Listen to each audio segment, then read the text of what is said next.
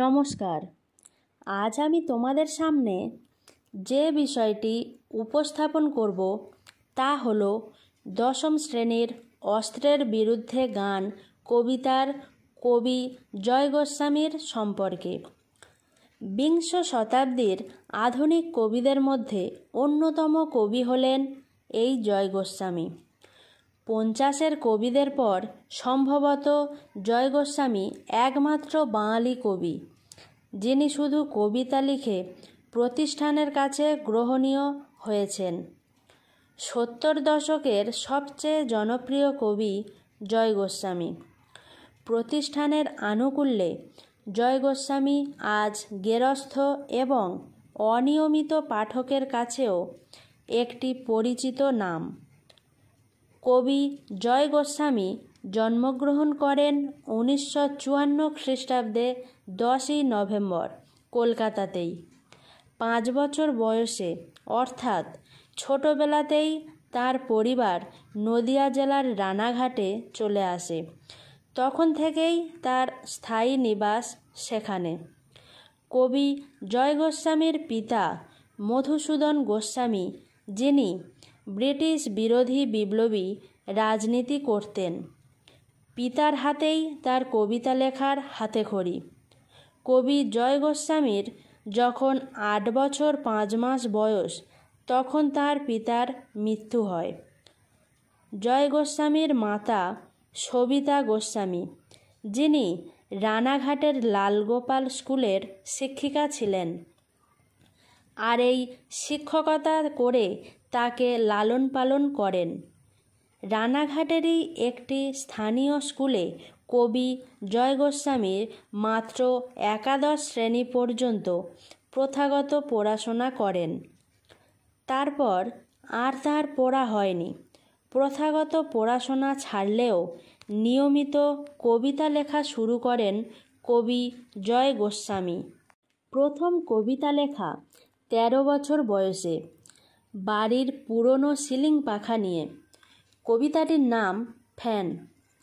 মাত্র 19 বছর বয়সে লিটল ম্যাগাজিনের পাতায় প্রথম কবিতা ছাপা হয় কবি জয় গোস্বামীর এবং একই সঙ্গে 3টি ছোট পত্রিকায় সীমান্ত সাহিত্য, পদক্ষেপ ও হোম শিখাতে। আর তারপর দীর্ঘ 16 বছর বিভিন্ন লিটল ম্যাগাজিনে কবিতা লিখেছেন কবি জয় গোস্বামী। মাঝে মাঝে লিটল ম্যাগাজিনের সম্পাদকেরা তার কাছে চিঠি লিখেও কবিতা চাইতেন। সাময়িক ও সাহিত্য পত্রিকায় তিনি কবিতা লিখতেন। এভাবে অনেক দিন কাটার পর দেশ পত্রিকায় তার কবিতা ছাপা হয়। এর পরপরই কবি জয় গোস্বামীর খ্যাতি ছড়িয়ে পড়ে। কিছুদিন পরে জয় গোস্বামীর প্রথম কাব্য সংকলন ক্রিসমাস ও শীতের সনেটগুচ্ছ প্রকাশিত হয় 1976 খ্রিস্টাব্দে। এটি ছিল মাত্র 8টি কবিতার একটি ক্ষীণতনু কবিতা সংকলন। মায়ের থেকে টাকা নিয়ে তিনি এই বইটির প্রকাশনা বাবদ মোট 145 টাকা ব্যয় করেছিলেন। মায়ের টাকাতেই 1978-এ তিনি প্রকাশ করেছিলেন দ্বিতীয় কাব্যগ্রন্থ প্রত্নজীব এবং 1981-তে তার তৃতীয় কাব্য আলেয়া হ্রদ প্রকাশিত হয়। এছাড়াও ঘুমিয়েছ ঝাউপাতা, বজ্রবিদ্যুৎ ভর্তি খাতা, পাগলি তোমার সঙ্গে, সূর্য পোড়া ছাই প্রভৃতি কাব্যগ্রন্থ তিনি রচনা করেন। জয় গোস্বামীর স্মরণীয় কাব্য উপন্যাস হল যারা বৃষ্টিতে ভিজেছিল। তার রচিত বিখ্যাত উপন্যাসের মধ্যে রয়েছে সেই সব শেয়ালেরা, সুরঙ্গ ও প্রতিরক্ষা, গোসাই বাগান, মনোরমের উপন্যাস, হৃদয়ে প্রেমের শীর্ষ, সাঁঝবাতির রূপকথা প্রভৃতি। কবি জয় গোস্বামী 1989 সালে ঘুমিয়েছ ঝাউপাতা কাব্যগ্রন্থের জন্য আনন্দ পুরস্কার পেয়েছিলেন। কবি 2 বার আনন্দ পুরস্কার অর্জন করেছিলেন। 1997 সালে তিনি পাতার পোশাক কাব্যগ্রন্থের জন্য বীরেন্দ্র চট্টোপাধ্যায় স্মৃতি পুরস্কার লাভ করেন। এই কাব্যগ্রন্থে 55টি কবিতা রয়েছে। এর মধ্যে 20তম কবিতা হল অস্ত্রের বিরুদ্ধে গান।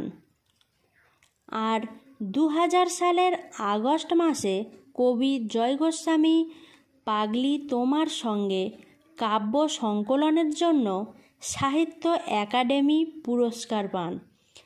এছাড়াও আরও অন্যান্য পুরস্কার তিনি অর্জন করেছিলেন। কবি জয় গোস্বামী খুব সম্প্রতি অর্থাৎ 2015 সালে উত্তরবঙ্গ বিশ্ববিদ্যালয় থেকে ডি.লিট উপাধিও অর্জন করেছেন। এছাড়াও আরও অনেক পুরস্কারে কবি জয় গোস্বামী সম্মানিত হয়েছেন। কবি জয় গোস্বামীর ভাষায়, আমার প্রতিদিনের জীবনে মনের ভেতর যে ভাষা জন্মায়, যে অভিজ্ঞতা জন্ম নেয়, তাকে ভাষা দেওয়ার চেষ্টা করি।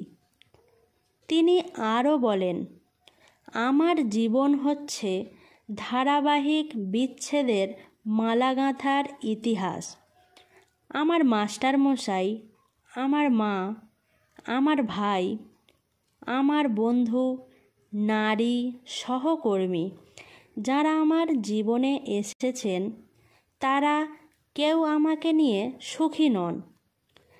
তারা কোনো না কোনো কারণে হতাশ বা আমাকে নিয়ে ক্লান্ত।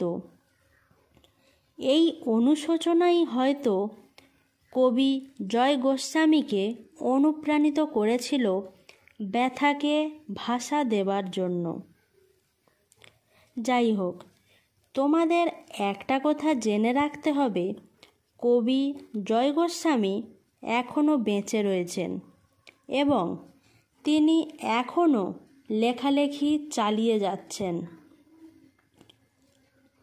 আশা করি আমার এই উপস্থাপনা তোমরা বুঝতে পেরেছ। ধন্যবাদ।